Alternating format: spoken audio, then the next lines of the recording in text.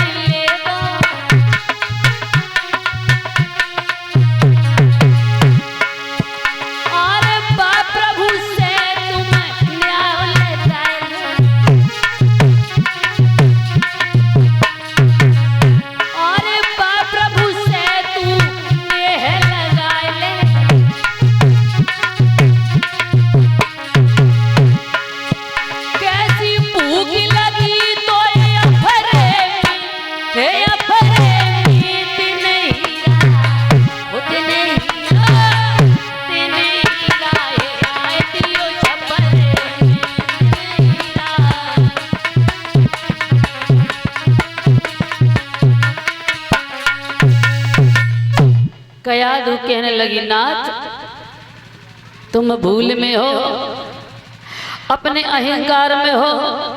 तुम भगवान भगवान अपने को मानते रहोगे तब तक तुम्हारा अंत समय आ जाएगा, चले जाओगे। तासो मेरी बात मानो, तुम भी उसी परमात्मा से ध्यान लगाए लो, मेरी मानो। महाराज हिरण्यकश्यप कहने लगा, कयाधु क्या कह रही है? तू भी मेरे शत्रु का नाम ले रही है? जैसा मैं कहता जाऊं वैसा करूं। महाराज आज मैया रोती जा रही है और लाला के लिए खीर बना रही है। खीर बनाए के मैया ने आज महाराज उसमें जहर मिलाओ, विष मिलाए के, और प्रहलाद एक काल कोठरी में बंद है। महाराज जा करके मैया ने आवाज लगाई, लाला। प्रहलाद को लगा मेरी माँ आई है। एकदम से प्रहलाद ने दरवाजे को खोला है तो क्या देखा कि माँ के हाथ में खीर का कटोरा है। लाला ने जैसे खीर को देखो सो एकदम से गदगद है गो, मैया तेने आज तो खीर बना दी। अरे माँ, लाला ने जैसे खीर को देखा तो एकदम से पीने लगा है खीर को, कटोरा मुंह से लगा लिया है। इधर मैया की आंखों से अश्रुधारा बह रही है। लाला ने कहा, मैया तू रो क्यों रही है? क्या बात है, क्यों रो रही है? क्या पिताजी ने गाली दे दी है? मैया कहने लगी, ना लाला, तो क्या बात है? मैया तब तक प्रहलाद पूरी खीर पी गई। मैया कहने लगी, लाला जो तेने खीर खाई है ना, जो मैंने तेरे लिए बनाई थी ना, ये मैया बड़ी अभागिन है लाला, इसमें मैंने विष मिलाई हो। तो लाला तेरे पिता ने कहा कि विष मिला करके खीर दे दो। लाला मैं विवश हूँ, मुझे माफ कर देना। तेरे पिता के कहने पर मैंने विष मिलाया है। महाराज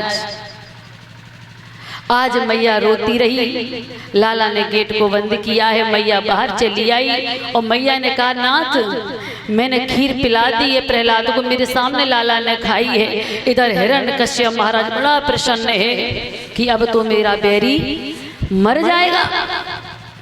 महाराज इधर प्रहलाद ने जैसे दरवाजे को बंद किया, दोनों हाथों को जोड़ा और ओम नमो भगवते वासुदेवाय नमः का जाप करने लगा।